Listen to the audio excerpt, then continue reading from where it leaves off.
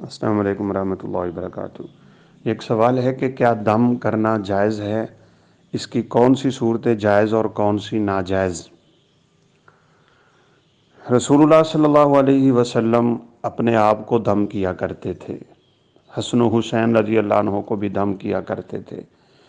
دم کا اصل مطلب ہے ہم خود اپنے آپ کو دم کریں، معوذتین پڑھیں، سورہ بقرہ کی آخری دو آیتیں پڑھیں، فاتحہ پڑھیں، دیگر جو آپ صلی اللہ علیہ وسلم سے ثابت چیزیں ہیں وہ دعائیں، اعوذ بکلمات اللہ التامات من شر ما خلق، اعوذ بکلمات اللہ التامات من کل شیطان ہامہ ومن کل عین لامہ، اور اس طرح کی بہت چیزیں ہیں جن کے ذریعے انسان اپنے آپ کو شیطان اور جنوں اور جننیوں سے اور حسد اور بغض سے اور اس طرح کی چیزوں سے بچا سکتا ہے۔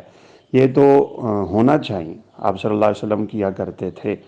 البتہ ہر ایسا دم جو غیر عربی ہو، عربی زبان کے علاوہ کیا جا رہا ہے، لکھ کے کوئی چیز دی جا رہی ہے اور وہ سمجھ نہیں آ رہی، غیر عربی چیز لکھی ہوئی ہے، قرآن کی آیت کو الٹا لکھا ہوا ہے، ہند سے بالخصوص اگر لکھے ہوئے ہیں، لکھنے والا یا بولنے والا آپ سے آپ کی والدہ کا نام پوچھتا ہے، کوئی چیز طلب کرتا ہے، جی آپ انڈا لائیں، آپ مرغی کی گردن لائیں، فلانا فلانا، یہ ساری صورتیں حرام اور ناجائز، بلکہ بعض دفعہ شرک اور کفر تک لے جاتی ہیں انسان کو۔